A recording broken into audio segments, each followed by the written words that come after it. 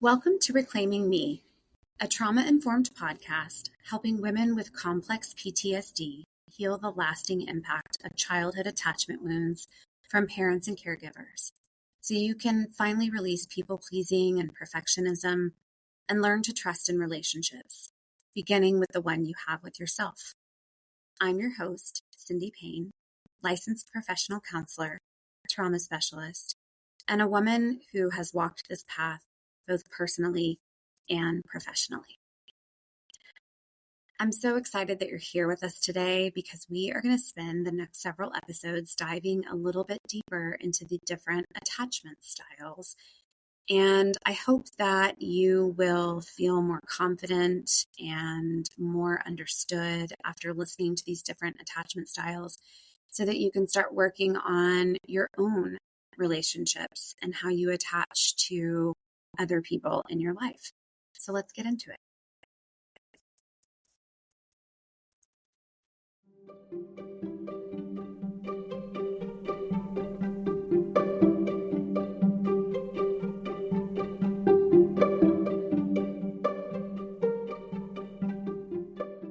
Have you ever felt like you love harder than the other person and it still never feels like it's enough?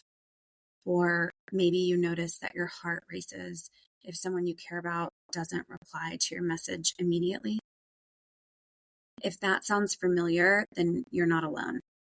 Today, we're going to be exploring why some of us experience relationships this way through the lens of attachment styles, and specifically the anxious attachment style. So, why start with anxious attachment? Well, it's one of the more common attachment styles, and it shows up in ways that can feel intense and confusing. And for many of us with a history of complex trauma or CPTSD, these anxious patterns can overlap with disorganized attachment, which we'll also be touching on. But before we begin today, I want to acknowledge that this is an educational conversation, not a diagnosis. So if you resonate with what we discussed today, it's really more about understanding yourself and not labeling yourself. I am also going to be providing in the show notes some resources if you are interested in digging a little bit deeper to understand your own attachment style. But for today, here's what we're going to cover. Number 1, how anxious attachment forms. Number 2, how it shows up in adulthood. And number 3, how trauma, particularly CPTSD, intersects with these patterns and how to discern anxious attachment from disorganized attachment. So, the formation of anxious attachment, before we really start looking at some of the characteristics, we have to understand what anxious attachment is. Anxious attachment develops when caregiving is inconsistent, not necessarily abusive, but rather unpredictable. So I invite you to imagine a child whose parent is sometimes responsive, sometimes withdrawn, or emotionally unavailable. The child learns that attention and affection are unpredictable, and as a result, they become hyper-attuned to any sign of distance or rejection. To understand why we get anxious in our relationships today, though, we have to look back at one of the most important intellectual duos in history, John Bowlby and Mary Ainsworth. Think of them as the architect and the builder. So in the 1950s, Bowlby was the visionary.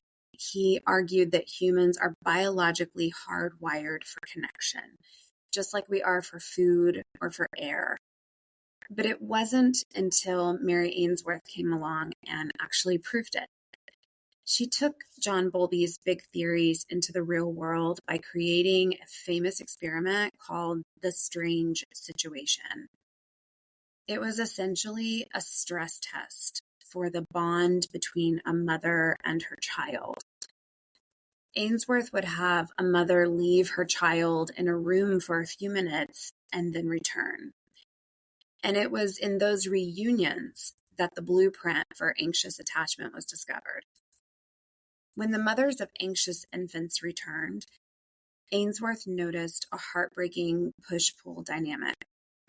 These babies were clearly desperate for comfort, but when they were picked up, they couldn't settle. They would reach out to be held, but then kick or arch their backs in anger. Ainsworth began to realize that these children weren't just being difficult, they were using what's called a protest signal. Because their caregiver had been inconsistent in the past, sometimes responsive and sometimes distracted, the child learned that they had to crank up their distress to ensure that they were not ignored. This survival strategy from childhood is the direct ancestor of what we call a protest behavior that we see in adults today. Whether it's double texting or obsessing over a partner's tone, it's that same old drive to stay activated just to keep the connection alive. Bowlby referred to this as a chronically activated attachment system. And I want to give you some research and statistics that support this anxious attachment style. Approximately 20 to 25% of adults today demonstrate anxious attachment traits. Inconsistent caregiving is the number one predictor for this heightened attachment anxiety, more than outright absence. And emotional neglect also has long-term effects on emotional regulation and relational security. And so a real-life example might look like a parent who is emotionally available when things are calm, but begins to be withdrawn or critical when stressed out. And as a child, you learn to monitor moods and tone and energy. Many anxiously attached adults later say, I always knew how my parent was feeling before they said anything. So in adult relationships, anxious attachment often shows up as a deep sensitivity to connection and disconnection. And this could look like overanalyzing texts, tone changes, again, or shifts in routines. According to the book Attached, which I referenced in the previous episode, anxiously attached individuals experience a heightened distress during perceived separations, even short ones. Neurologically, fMRI studies show an increased amygdala activation in individuals with attachment anxiety when exposed to cues of rejection. This nervous system is reacting as if survival is at stake. And so if you suspect that you might have an anxious attachment style, here's what you can look for in yourself. Strong emotional reactions to delayed responses. Difficulty calming without reassurance. Fear of being too much, paired with a fear of abandonment. Overgiving or emotional overfunctioning. What this may look like in others. Frequent reassurance seeking. Heightened emotional reactions to perceived distance. Difficulty tolerating ambiguity in relationships. So if a partner is quieter than usual, your mind might immediately fill in the blanks, like they're upset with me, or there they go pulling away again. And one unanswered message is enough to hijack the nervous system for the entire day.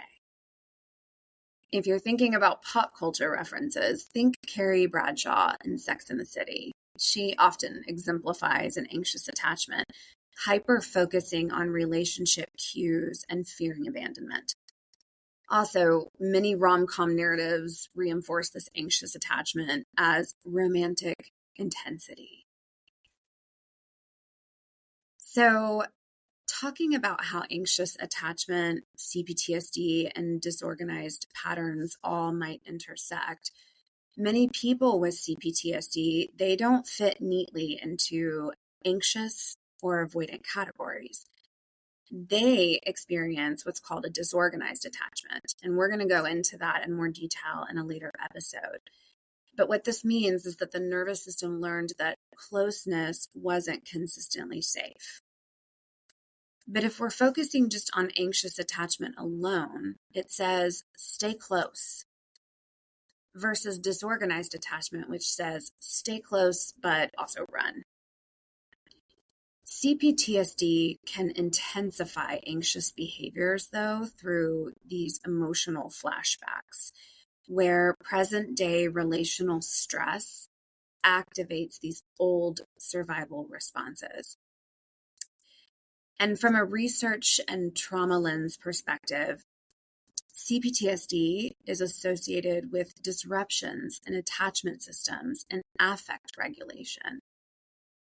Disorganized attachment is strongly linked to early relational trauma and fear conditioning. So if you're trying to figure out how to discern these patterns, again, this is not diagnostic, but just through the lens of curiosity, I want you to think about these two questions. Number one, do you fear abandonment, but still feel safe with closeness? This is more of an anxious attachment style. The second question, do you fear abandonment and feel overwhelmed or unsafe with intimacy? This is a more disorganized pattern. And a real life example, I'll just use myself. I've noticed moments in my life where I really desired closeness desperately. But once I got that closeness, I began to feel a little panicky or maybe even a little bit numb. And from what I understand now, this wasn't just anxiety. This was trauma memory activating. So again, an earlier pattern where we learned that push-pull behavior. So why do CPTSD survivors benefit from understanding other people's attachment styles if we are more than likely fitting into that category of a disorganized attachment? Even if your attachment is disorganized, understanding other people's attachment styles matters. Disorganized attachment is relationally activated, which just means that your reactions get triggered in relationships. Often it's not just your history that dysregulates you. It's the attachment system of the person that you are relating to. So CPTSD survivors are highly sensitive to others' attachment cues. And again, this goes back to survival.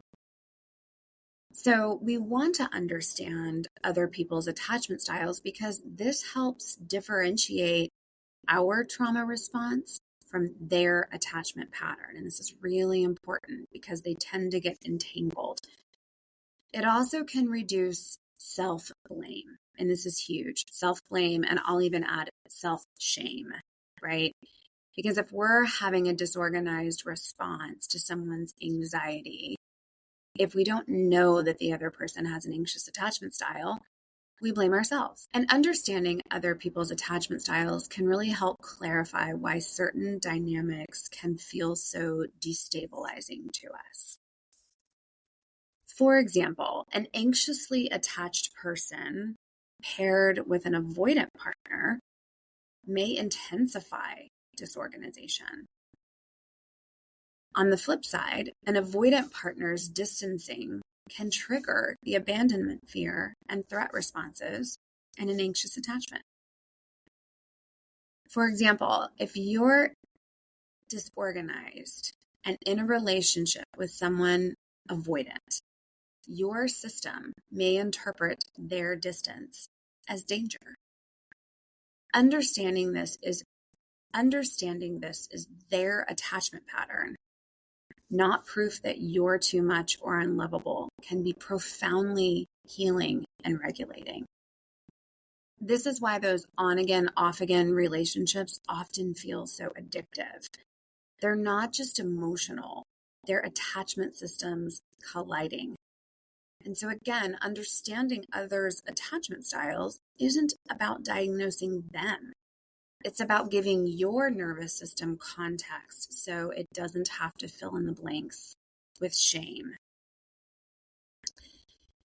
Secure partners provide predictability and repair. Avoidant or inconsistent partners often intensify CPTSD symptoms. So you see, when understanding attachment dynamics, you stop asking, what's wrong with me? And you start asking, what's happening between us? So as we wrap up today, anxious and disorganized attachment are not character flaws. These are intelligent adaptations to early relational environments that required you to stay alert to connection.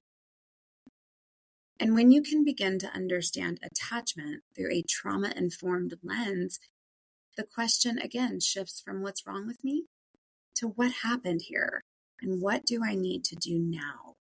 And that shift alone can be profoundly healing.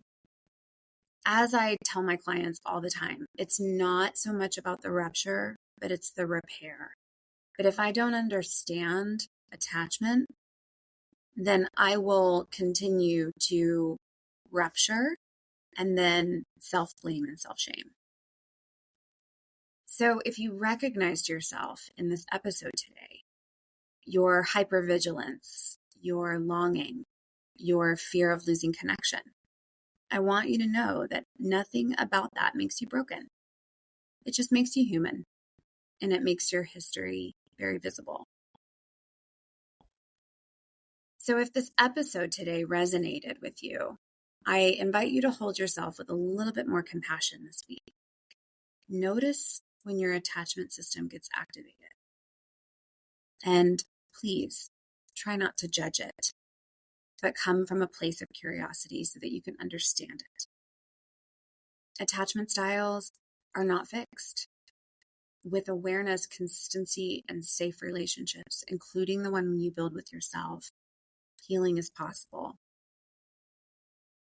So if you found this episode helpful today, you can support this podcast by subscribing, leaving a review, or sharing it with someone who might need it.